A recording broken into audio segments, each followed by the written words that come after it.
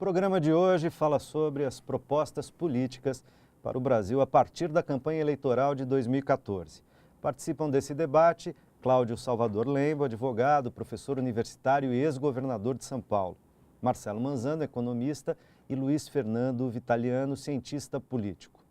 Melhor e Mais Justo, você já sabe, está sendo transmitido ao vivo pelo portal tvt.org.br e pela Rádio Brasil Atual FM 98.9 em São Paulo e 93.3 na Baixada Santista. Participe pela internet e também pelo telefone 0 operadora 11 4930 7356. Outras diferenças de projetos estão, por exemplo, nas relações internacionais, na terceirização do trabalho, na flexibilização da CLT e na política de valorização do salário mínimo. Nesse bloco eu gostaria que vocês apontassem que diferenças vocês consideram mais significativas entre os projetos em disputa. De novo, incluindo o papel do Legislativo e agora também dos governos dos estados, até porque os estados ficam em segundo plano na cobertura da grande mídia, às vezes pelo maior apelo midiático da eleição presidencial ou por interesses específicos dos veículos de comunicação. Vou começar com o Marcelo. Marcelo, qual dos projetos que estão em disputa no cenário nacional, mas respingando pelos estados, quais são os fatores que você considera diferenciarem um projeto do outro? Lembo terminou o primeiro bloco dizendo assim, olha, as práticas se parecem muito, as coisas estão muito difíceis de distinguir. Há possibilidade de distinguir nos projetos? Eu acho que nessa eleição, mais do que nas últimas, houve uma diferenciação maior entre as candidaturas. E acho, como eu introduzi no bloco anterior, acho que principalmente em função da entrada da Marina Silva como um fenômeno eleitoral a partir da morte do Eduardo Campos e com um programa de governo... A Marina apareceu como uma onda, né? Como uma onda e como ela vinha, vamos dizer assim, ela tinha que se mostrar fundada em algum projeto mais consistente, ela não tinha a que defender, ela acabou trazendo à tona uma série de temas que obrigaram as candidaturas a se posicionarem. E nesse sentido eu acho que ficou mais claro um bloco mais pró-mercado, com grande apoio do mercado financeiro e vocalizando e defendendo as demandas do sistema financeiro, bloco que é disputado, Marina e Aécio Neves, e a Dilma Rousseff, por outro lado, teve que se posicionar também, sair um pouco do muro, tomar algumas posições que antes desse episódio ela se mantinha mais neutra, né? Como, por exemplo, fazer a defesa dos bancos públicos, não é só a questão do Banco Central, da autonomia do Banco Central, mas defender explicitamente os bancos públicos. Porque Marina atacou desse ponto, né, em relação aos subsídios e aos empréstimos do BNDES. Aos créditos direcionados. Créditos direcionados. A mesma coisa em relação à CLT, ela também, na medida que a Marina disse que poderia flexibilizar a CLT, que via isso com bons olhos, obrigou a Dilma a se posicionar na defesa da CLT. Né? Tivemos aí o episódio da vaca tussa, que foi uma... Nem que a vaca tussa. Nem que a vaca tussa. Mexer no 13º e na CLT. Então eu acho que de fato houve uma politização interessante nesse pleito de 2014. No 2010, não me lembro de ter chegado a esse tipo de debate, ficou um debate muito superficial. 2006, eu acho que a eleição de 2014 recupera um pouco a polarização de 2002. E ficou bem claro, de um lado, o neoliberalismo, ou seja, a favor do capital financeiro, e de outro lado, o desenvolvimentismo bem brasileiro, com tradição muito própria da presidente Dilma, Exato. Que vem do Rio Grande do Sul e que tem essa consciência desenvolvimentista. E ela se sente confortável, acho que ela se sentiu confortável em fazer essa defesa. Eu tenho certeza. Foi interessante esse processo. Luiz, como é que você vê? Sobre as propostas e as questões, antes eu queria colocar uma coisa que é importante aqui, dizer, nós vivemos cada vez mais, e a eleição é um reflexo disso, uma sociedade de espetáculos. Então eu tenho que fazer uma proposta espetacular, eu tenho que fazer uma grande, para me diferenciar do outro candidato. Para galvanizar a audiência. Para galvanizar e para conseguir, de alguma forma, chamar os holofotes. Então, não é típico dessa eleição, obviamente, mas ela tem se tornado, esse tem se tornado cada vez mais um mote das candidaturas. Soma-se a isso o marketing político e as estratégias de campanha que são marqueteiras. E tem, do ponto de vista da explicação política, tem um fundamento para isso. Nós vivemos um país continental, com 27 estados, e aí entram os governadores. A estrutura de uma campanha é que você chegue na periferia da periferia com algum tipo de proposta política. Quer dizer, você ataca pela televisão, você ataca pela internet, você ataca pelos grandes eventos, você ataca pela carreata para chegar naquele voto. Nós precisamos entender que o tamanho e a população brasileira dificulta enormemente, encarece enormemente e cria situações bastante atípicas. Essa campanha foi muito politizada, é verdade, mas quem procura na televisão a politização da campanha não vai encontrar. Ela politiza por si mesma, quer dizer, a sociedade passa a discutir a eleição na esquina. Mas o que você está colocando leva a gente para um outro tema.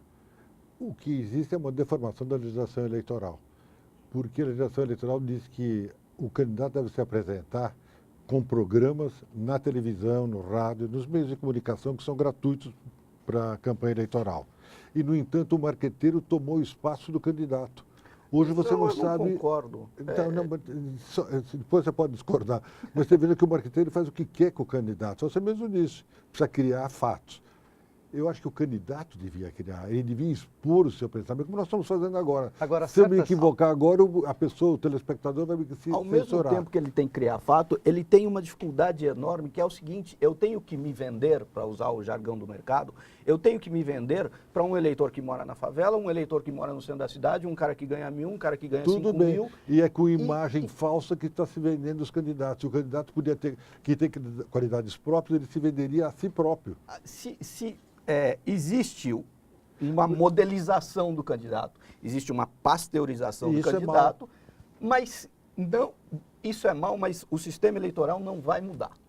O sistema eleitoral não vai acabar com isso. Eu acho que a justiça eleitoral, que é tão rigorosa... O sistema eleitoral, deixa eu entender, o sistema eleitoral não vai mudar, você está dizendo, mesmo que o sistema eleitoral mudasse, ele não muda isso. Ele não muda isso, ele não muda a capacidade do jogo político, porque é um jogo em busca de resultados, que faz com que alguma... Quer dizer, você pune a falta, você pune o pênalti, você pune o jogador desleal, você pune, mas você não tira isso do jogo. Um jogador pode ser mais desleal ou menos desleal, ele pode roubar mais, roubar menos, sim, mas isso faz parte do jogo. Não faz parte do jogo. A legislação eleitoral brasileira é muito clara. O candidato e o partido devem apresentar ideias e posicionamentos doutrinários do partido no rádio e na televisão, que é gratuita. No entanto, hoje só você tem imagens de situações, mas não tem uma realidade clara do pensamento do candidato. Programático, né? Programático, mas é um erro. O debate no Brasil é um debate estéril. As TVs comerciais têm feito coisas horríveis. 5 minutos, 1 segundo, 2 segundos, isso não é debate. As TVs fazem isso, elas vão continuar fazendo, porque elas têm um propósito comercial e o próprio público foge do debate eleitoral. Não, o curioso é que as TVs têm feito debate eleitoral com respostas de 1 minuto e meio e com réplicas ou tréplicas de 30 segundos. E os debates invariavelmente começam depois das 11 horas da noite, onde a audiência é muito pequena. Quer dizer, a televisão, com os debates públicos, ela de certa maneira cumpre uma espécie de tabela para dizer que participa da vida democrática. Mas efetivamente ela se faz autopromoção, ela não promove o debate político na sociedade, me parece, com esse tipo de formato e essa hora da noite. Eu estou errado, Marcelo? Ela esconde o programa, né? Ela joga para trás... Ela esconde o debate. Em vez de promover a democracia, ela esconde o debate. Aliás, eu queria inclusive aproveitar isso para falar desse papel da grande mídia, né, no Brasil, porque me parece que, por exemplo, a gente tinha dito no outro bloco que não há debate sobre a questão legislativa, né, sobre as campanhas legislativas, está fora da cultura, né? Parece que política no Brasil é o executivo, ponto final. Um grande jornal brasileiro, impresso, que tenha entrevistado candidatos ao legislativo. Nada. Nada. Você não tem nada. sequer uma pequena biografia desses pobres homens e mulheres que estão querendo obter voto. E nesse sentido, nos governos estaduais, me parece como as mídias, como a gente tinha dito, elas não são neutras, as empresas de comunicação não são neutras, elas têm lado e elas têm candidato em muitos casos, né? Parece que em determinados estados, onde talvez as candidaturas que interessam para a mídia estão muito na frente, tem chance de ganhar, ela não promove o debate. Não tem questão, não tem notícia, não tem matéria, de não ver debate sobre o governo do estado, o executivo estadual. E, ao contrário, em estados onde há a chance de vitória de candidatos que não são simpáticos à grande mídia, aos interesses do mercado financeiro que financiam a grande mídia, etc. Ali, então, há notícias, denúncias, questões sobre a situação estadual. Dá para falar isso? Quer dizer, de certa maneira, a mídia tem sido um ator relevante e decisivo no cenário eleitoral brasileiro? Olha, é interessante, eu tenho pensado muito isso. Eu estou muito velho, muito mais velho que vocês todos, podem somar a idade de vocês, eu estou mais velho. Eu acho que a mídia tem hoje pouca importância. Ao contrário, há uma crítica da sociedade quanto à mídia que já está se universalizando. Ou seja, a sociedade já está meio vacinada para para esse tipo de posicionamento da mídia. Pode ter sido a internet, talvez, não sei. Eu tenho a impressão. Tem as novas mídias.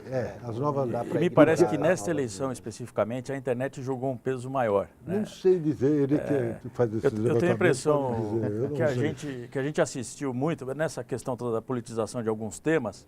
Na medida que os temas eram lançados na opinião pública, eram muito digeridos, muito polemizados no espaço da internet, no Facebook, as redes sociais, etc. Uhum. E tenho a impressão que isso, de uma certa maneira, ajudou um pouco espírito crítico.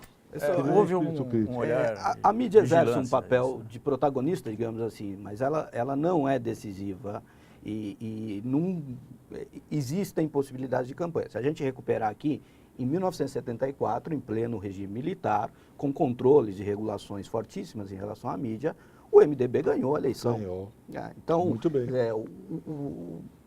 Não é só na atualidade e tudo mais, uma sociedade em que a internet, a televisão exercem papel importante. Quer dizer, campanha eleitoral é sempre campanha eleitoral. O Pinochet perdeu o plebiscito dele com meia hora de televisão para a oposição. E uma campanha fortíssima em relação ao direito do voto. Você quer dizer, é bom então Vamos calibrar a afirmação. Que a consciência cívica é autônoma, é própria, ninguém domina.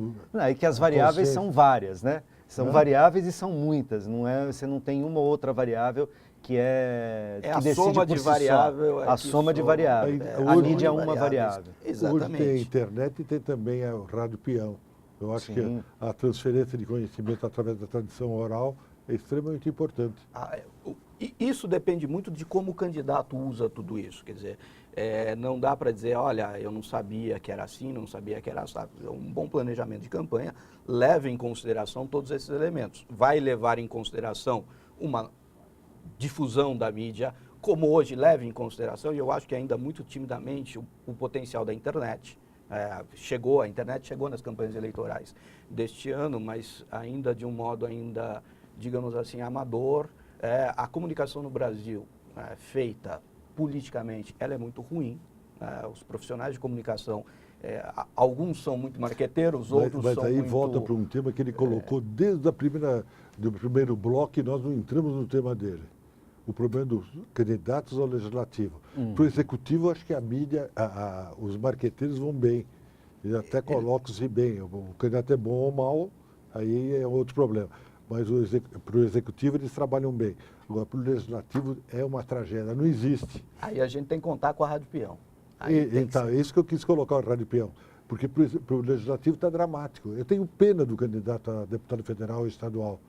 Como ele se comunica? É dificílimo. 15 segundos, 5 segundos. Né? A TV não vale para ele. A TV não vale. A TV não serve. A internet tem ajudado bastante, Tem. mas é muito difícil com a quantidade de candidatos. O sistema federativo brasileiro, um pouco a gente conversava aqui em off, o sistema federativo brasileiro precisa ser repensado. Deixa eu jogar uma maldade aqui. Não quer dizer que eu defenda a tese.